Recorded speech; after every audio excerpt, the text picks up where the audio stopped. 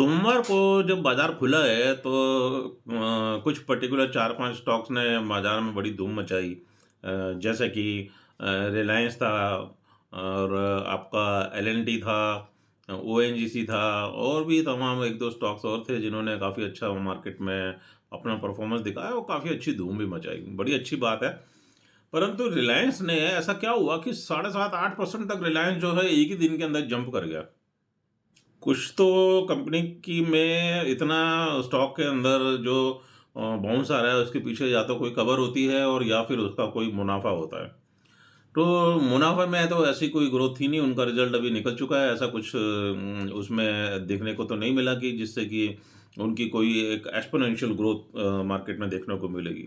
हाँ, एक चीज़ की जो र्यूमर कुछ वक्त पहले से चला आ रहा था कि रिलायंस अब मीडिया इंडस्ट्री में भी एंट्री कर रही है और उन्होंने कुछ कंपनियां ली भी हैं।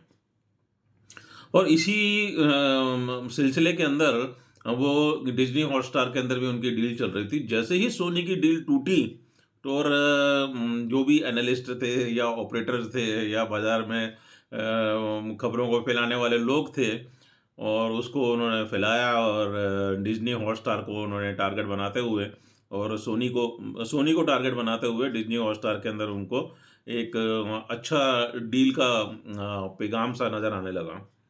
मान लिया हमने, तो 7-8% का अगर स्टॉक के अंदर कुछ बढ़त आ रही है, तो उसके पीछे कंपनी को बहुत बड़ा फ़ायदा होना की बात अगर नज़र आ रही है, डिज़नी हॉटस्टार को लेने के बाद। जबकि ये डिज़नी हॉटस्टार लेने की बात तो मार्केट में ऑलरेडी डिस्काउंटेड थी बहुत पहले से, लगभग महीने भर पहले से। तो फिर उसमें ऐसा क्या होने लगा? बट ये हुआ सोनी की और जी की डील टूटने के एकदम तुरंत बाद। या तो ये अंदाज़ लगाया गया कि रिलायंस अब जी की डील करेगा या कुछ और बात। अ, जो भी बात हुई हो, मैं सारी बातों से 1 मिनट के लिए सहमत भी हो जाता हूँ।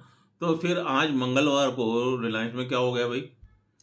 70-80 पॉइंट जो कल की जो बढ़त थी, कल की बढ़त का 50% लगभग एक ही दिन में फॉल हो गया। यानी कि कोई फ़ॉलो-अप उसके अंदर बाइंग नहीं हुई। अगर कोई बात होती ऐसी, तो आज उसकी फ़ॉलो-अप बाइंग भी होती। तो ये तो बीटीएसटी टाइप का ट्रेड हुआ कि कल बहुत सारे लोग उसने देखा-दाखी के अंदर एंट्री करी और आज उसमें से बाहर जब निकले तो बहुत सारे लोग बाहर निकल गए। खैर एनीवे, मार्केट में जो है वो देखते हैं आगे इसका रिलायंस का क्या रिस्पॉन्स रहता है कि रिलायंस एक बहुत बड़ा हैवी वेट है और इसके अंदर कोई अगर मूवमेंट होती है तो वो पूरा मार्केट उससे हिलता भी है। उसको देख कर के कई और स्टॉक्स भी जो हैं वो मार्केट में हिलने लग जाते हैं। मैं काफ़ी समय से पिछले लगभग 1 महीने से जो वीडियो जो भी डालता हूँ, उसके अंदर एक बात का ज़िक्र ज़रूर करता हूँ कि सतर्क रहने के लिए, क्योंकि मार्केट मुझे प्रेशर में दिखते हैं। ये जो उठान आता है और एक दिन 300 पॉइंट उठे, दूसरे दिन 250 पॉइंट नीचे गिर गए, ये क्या है ये? तो इसको जो इन्वेस्टर्स हैं या ट्रेडर्स हैं उसको इसको समझें और उसके अनुसार ही काम करने की कोशिश करें। और इस वक़्त मैं यही कह सकता हूँ कि जितनी सतर्कता आप पहले बरतते थे, उससे दुगनी सतर्कता अब बरतने की ज़रूरत है। मार्केट में प्रेशर्स हैं। मैं बार-बार ये बात कहता हूँ क्योंकि इम्पोर्ट एक्सपोर्ट्स के डेटा जो हैं लगभग सभी कंट्रियों के नीचे गिरे हैं। उससे ये समझ में आता है कि हमारी उस पर्टिकुलर कंट्री की डिमांड जो एक्सपोर्ट करती थी वो कम हुई है। वो जिस कंट्रियों को जिस कंट्रियों से इम्पोर्ट करती थी अपने कंट्री में, वहाँ पर डिमांड कम हुई है, जहाँ पर वो एक्सपोर्ट करती थी वहाँ पे भी डिमांड कम हुई है, इसलिए डेटास आए हैं नीचे। अर्निंग की बात अब जब रिजल्ट्स आने लगे हैं, तो अर्निंग कहीं पे भी ऐसी नज़र नहीं आ रही है जिसकी वजह से जो है जो इतना बाउंस आया था, वो दिखने लगा है। उसमें 2 चीज़ें होने वाली हैं अब आगे। इसमें होगा ये कि या तो मार्केट वापस नीचे गिर के इसकी अपनी वैल्यूएशंस को ठीक करेगा। अगर अपनी वैल्यूएशंस को ठीक करना चाहता है बाज़ार, तो 21,000 का स्तर उसको एक बार तोड़ना पड़ेगा। और उसके बाद या फिर बाज़ार इस दायरे में ऐसा फँसेगा कि अगले 2 साल तक इस दायरे से बाहर नहीं निकल पाएगा। एक छोटे से दायरे में फँस जाएगा, 21,000, 22,200, 21,000, 22,200 इसी के बीच में फँसा रह जाएगा। 21,000 का दायरा तोड़ने के बाद में और 2 400 500 पॉइंट नीचे गिरेगा, वैल्यूएशन ठीक हो जाएगी, नया इन्वेस्टर उसके अंदर तब एंट्री करेगा।